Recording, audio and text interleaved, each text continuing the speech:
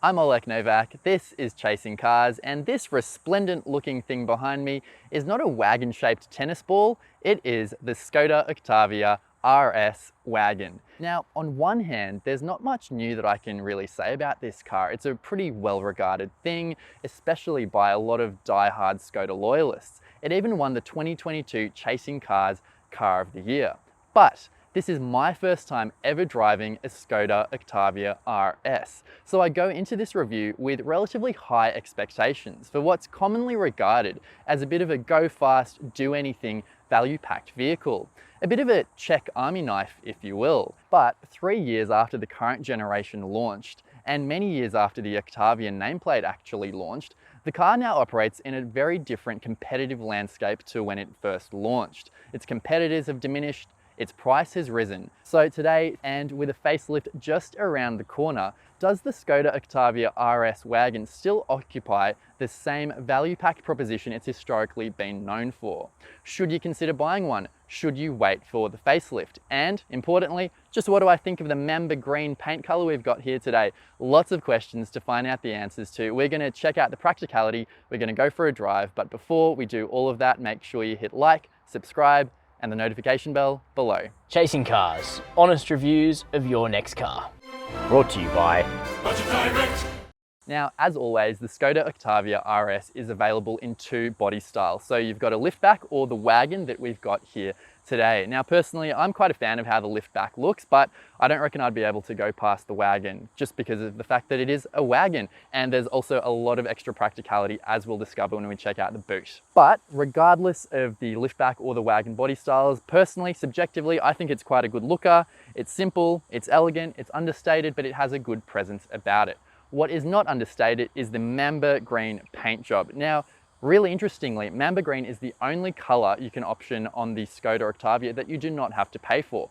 Any other color that you choose, including white, you'll have to pay about $770 to $1,100 extra for those color options. Personally, I'm quite a fan of the Mamba green. I've warmed to it. I reckon I would actually choose it. But let us know what you think. Which color would you choose on the Skoda Octavia RS? Let us know in the comments section down below. Now, what you may have also recently read about the Skoda Octavia is that it will be undergoing a facelift. So that facelift is going to result in some tweaks to the interior, which we'll chat about, but also the exterior. So what's changing? There's going to be some revisions to the lights, some subtle revisions to the front grille, the bumper, the rear bumper, and also some new wheel designs as well. So the big question is when the facelift is actually going to occur. Now, production for the facelifted version is set to begin in Q3 and Q4 of this year, with the Australian model set to arrive in Q1 of 2025. So there's still a bit of time that you can buy the pre-facelift model here in Australia. But regardless of whether you go the liftback, the wagon, or the pre-facelift versus the facelift, I don't think you'll be shortchanged if you get one of these in their current form. Still a good looker, in my opinion. When you hop inside the Skoda Octavia RS wagon, you're greeted with a simple, classy, elegant interior. Overall, I'm a big fan of it, but let's talk about the comfort first. So you might notice here we've got these sports seats that have some good side bolstering, which do hold you in nicely, and you can find a good driving position that's quite comfortable. But I found that repeatedly getting in and out of the car, I kept kind of squishing the side bolster. So after many years of ownership, it'll just be interesting to see how it withstands that. Integrated headrests as well, so they look really sporty, they look really nice, and they're quite comfy. Important to note, they aren't electrically adjusted and have no memory function, so it's manually adjusted, which is a bit of a shame. To get the electric seats, you're going to have to spend upwards of $6,000 additionally to the price of this RS to get the premium pack. Now, the premium pack includes a whole bunch of other extra interior features that we'll display on screen right now, and it also includes some other features that we'll chat more about when we go for a drive. But overall, the seat's really comfy. There's maybe, because of the integrated headrest, maybe a slight impact to visibility, but overall that didn't bother me at all. But in terms of visibility, it's really good in the Octavia RS because of the kind of wagon-shaped, rectangular, straight line design of the vehicle. It's actually really good. So if you're checking blind spots on the left and the right, also forward visibility, that was very good over my time with the vehicle.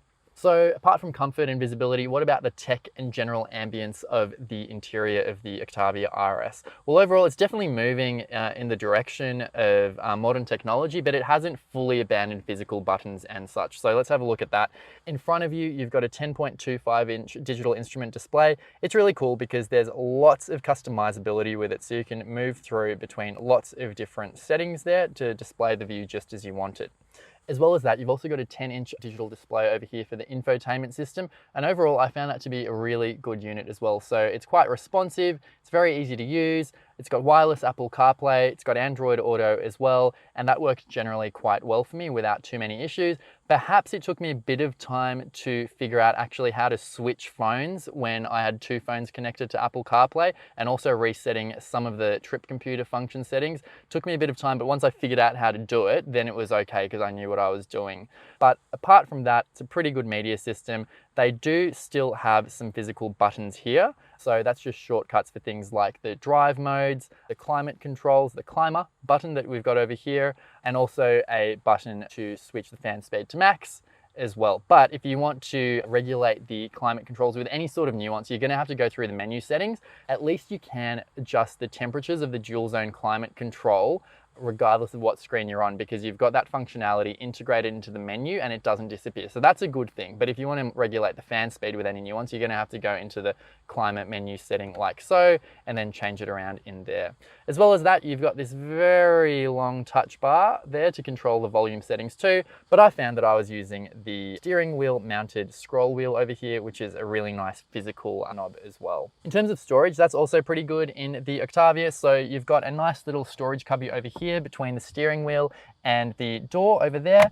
You've got door bins over here. They're felt lined on most sides, so that's appreciated too. Moving through to the center console, and it's also pretty good as well. So you've got a big wireless charging pad over here for your phone. You've saved a bit of space here because you don't have a big gear lever. Instead, you've got this little gear selector over here, which I found quite quick to get used to. Although with a lot of these modern cars, I find that I've got nowhere to rest my hand. So it was useful having this adjustable armrest over here, which I could use. So that was definitely good. You've got two cup holders over here and also a decent glove box there as well. In terms of materials and build quality, the build quality is really good. Everything feels really solid. I didn't really observe too many squeaks or rattles in the car, which felt to be screwed together really well. There's some good soft touch materials in most places that you touch. I do like the suede kind of trim with the red stitching over here. That looks really nice. There's some fake carbon fiber here, which might not be for everyone. It's also collecting a few fingerprints over my time with the car, so I'll need to tidy that up. But overall, in terms of the cabin ambience, together with a nice seats, a nice steering wheel, it's a really good vibe inside the Skoda and overall very comfortable. One thing to note though, the facelift is coming. So we've mentioned what's changing with the exterior. There's a few changes that will be happening inside. Now, importantly, Australian specifications for the facelift haven't been confirmed or released in detail, but we do know that in Europe, there's going to be a much bigger 13-inch touchscreen available as an option on a higher spec model. So we're expecting that to definitely be the case in Australia as well. So that's one thing to note. There'll be increased voice recognition capabilities with integrated AI ChatGPT functionality too. So there will be a few changes happening inside, and if you are someone who really values having the latest and most up-to-date tech, then that is definitely something to keep in mind. But personally, I'd be very happy with the interior how it is, and I'm partial to a smaller screen that doesn't dominate the cabin as much, so I don't think you'd be shortchanged if you do have this pre-facelift model in your garage either.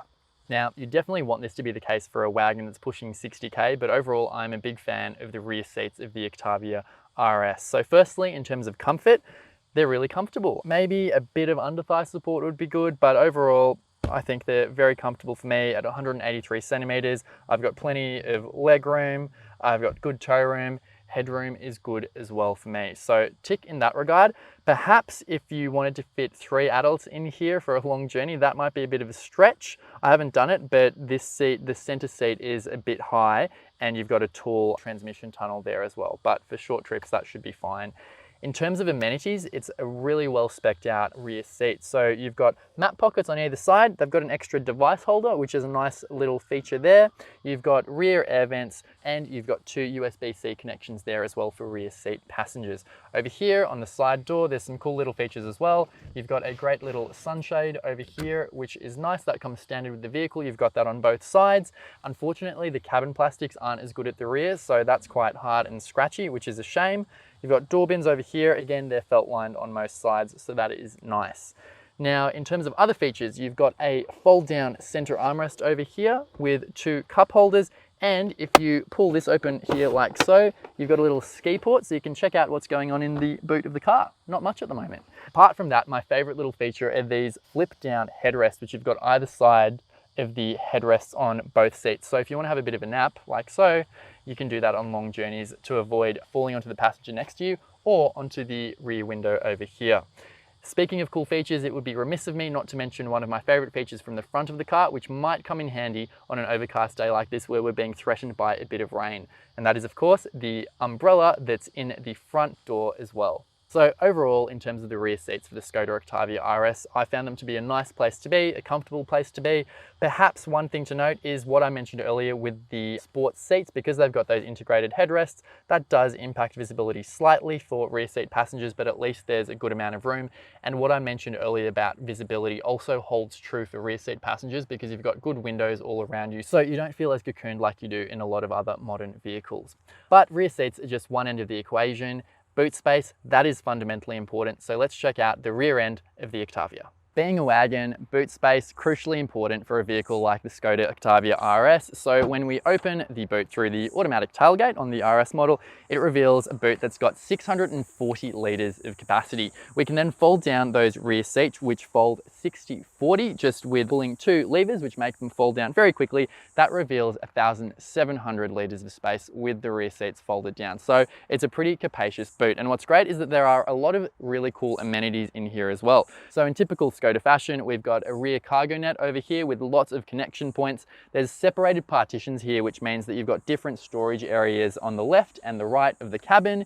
You've got cool little features as well, like this blanket as well that comes with the vehicle in case you get cold in the back seat. So that's a nice little touch.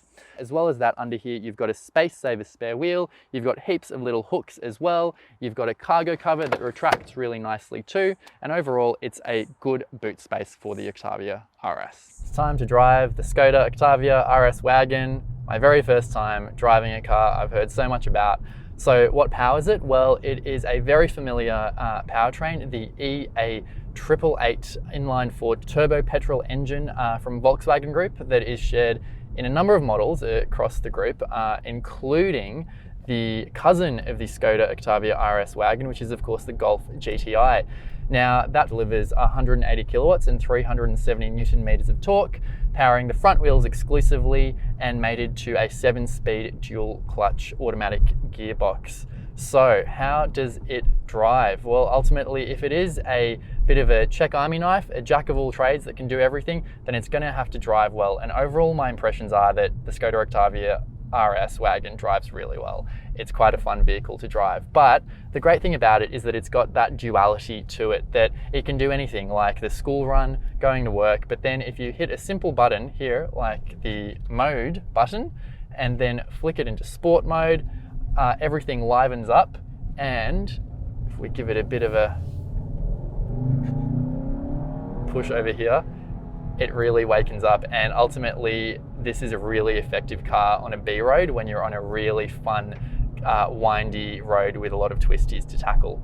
But firstly, before we chat more about what this car can do when you're having a more of a spirited drive, how does it tackle that kind of daily drive that we've mentioned? Well, overall, it just feels really effortless. That's the best way I'd describe it. It's refined, it's smooth, and it's really easy to drive from every angle. But then when you do want to have a bit more fun and you do flick it into that sport mode as we just did, then ultimately it's a bit of a corner carver because it's got a limited slip differential at the front, and that works together with the chassis really well to deliver a car experience that's quite scalpel-like. I think that's a word that we used in a previous Chasing Cars review, and I'd quite agree with that because ultimately it goes exactly where you want it. It's got plenty of grip around the corners. It's got really good body control. And ultimately, I don't feel that I experienced anywhere near the limits of this car because I wasn't able to do that safely on a public road. So to do that, you'd really have to go to a track.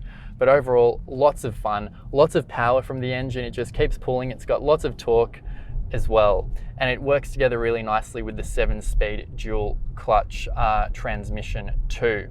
And ultimately with that LSD and the well-resolved chassis, it just feels like a really planted car on the road. It feels very confidence inspiring, whether you're on a freeway or carving up a B road. So overall, it's really good in that regard. Overall, perhaps being a dual clutch, I did experience maybe a bit of that occasional hesitancy, particularly at lower speeds, but overall I found it to be a really fast shifting, intuitive and smooth unit from my experience with the car. So no complaints in that regard from me. As well as that, if you do want to take things into your own control, you've got these paddle shifters over here, which you can use to shift gears yourself as well.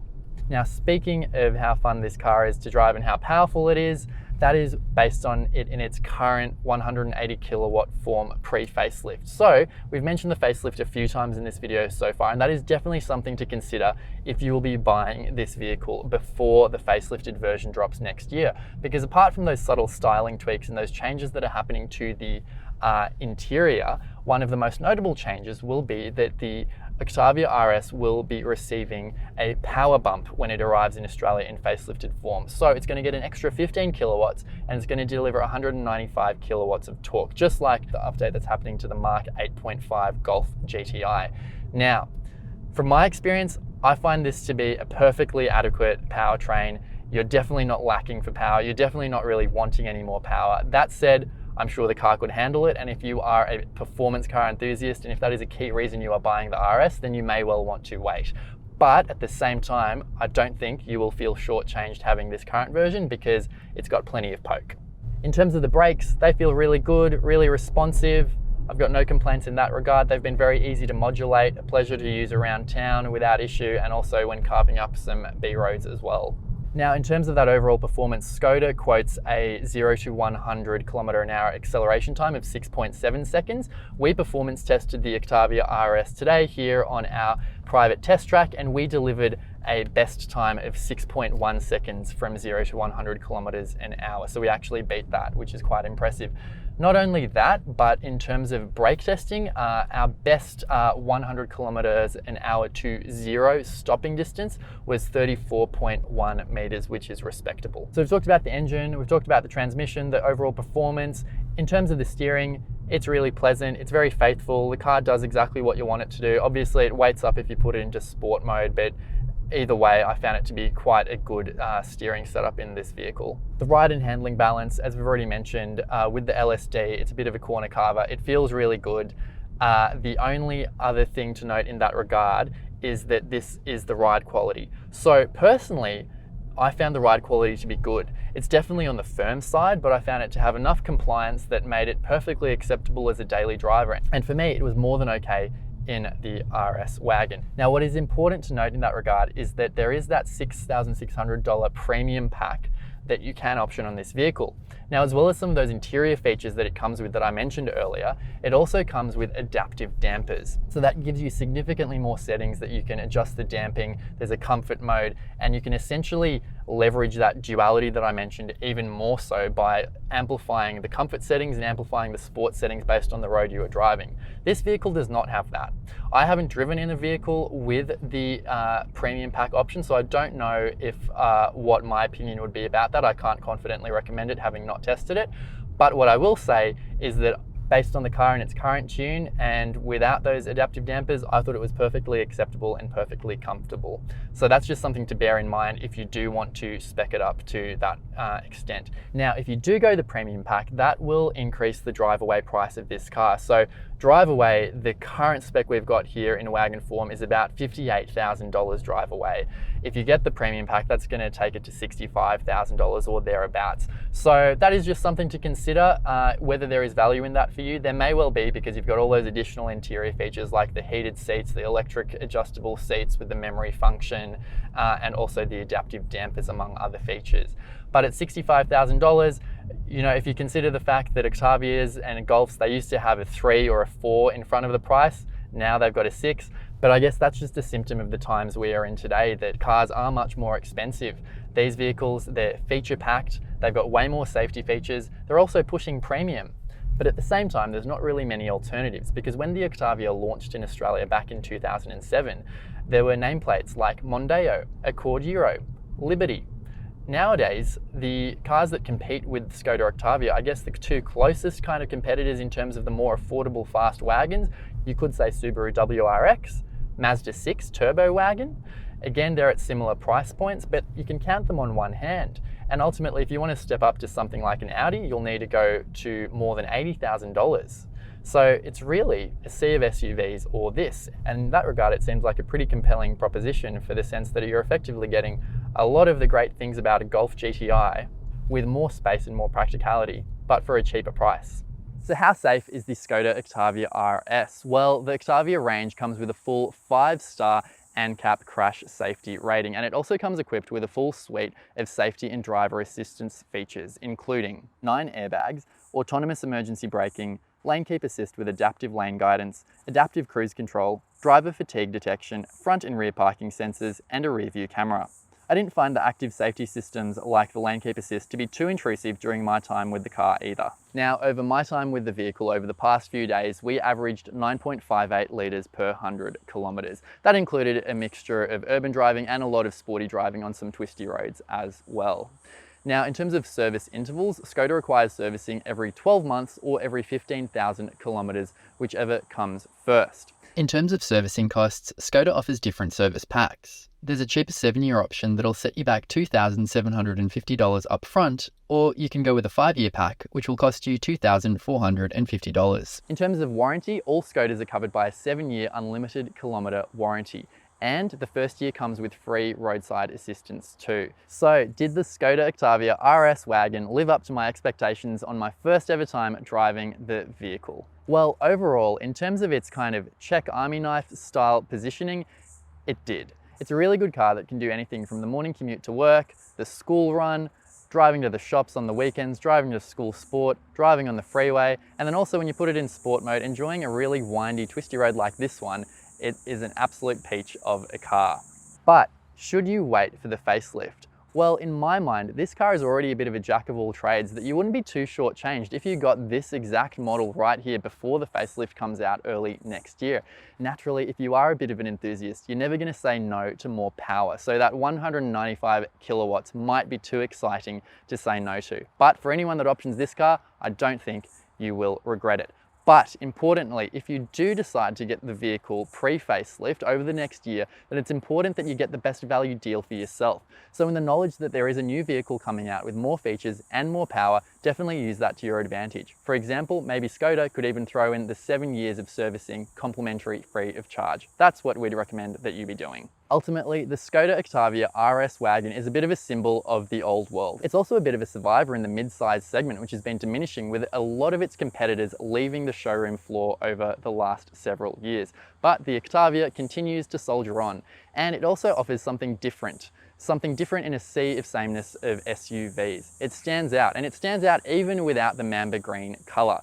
How long it's going to continue is another question. Skoda said they're going to continue building the internal combustion engine Skoda Octavia as long as there's demand. But at the same time, they'll also be releasing their very first electric wagon over the coming years too to sit alongside it. So ultimately, as long as this vehicle is available, it offers something very unique in terms of a sporty car that's practical and not an SUV. And for that, it should be commended. And if that is something you are looking for, then this car should definitely be on your consideration list. Those are just my thoughts on the Skoda Octavia RS Wagon, but would love to hear what you have to think, so make sure to leave us a comment in the comment section down below. While you're there, make sure to hit like, subscribe, and the notification bell. And as always, thank you for watching Chasing Cars.